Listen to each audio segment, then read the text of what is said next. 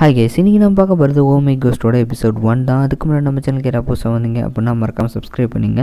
கோஸ்ட்டுன்னு சொன்னங்காட்டி ரொம்ப ஹாரராக இருக்கும் அப்படின்லாம் எதிர்பார்க்க வேணாம். கொஞ்சம் ஹாரர், கொஞ்சம் காமெடி, கொஞ்சம் ரொமான்ஸ் அப்படின்னு சொல்லிட்டு பார்க்குறதுக்கு சூப்பராகவே பார்த்திங்கன்னா இந்த ட்ராமா இருக்கும். இப்போ அங்கே இந்த ட்ராமாவோட ஃபர்ஸ்ட் எபிசோட்குள்ளே போயிடலாம்.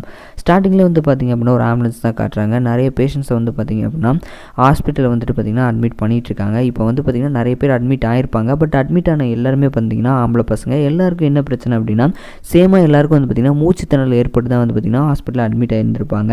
இதை பற்றி போலீஸ் இன்வெஸ்டிகேட் பண்ணியிருப்பாங்க. டாக்டர்ஸ்க்கும் பார்த்திங்க அப்படின்னா எந்த ஒரு க்ளூமே கிடச்சிருந்துருக்காது.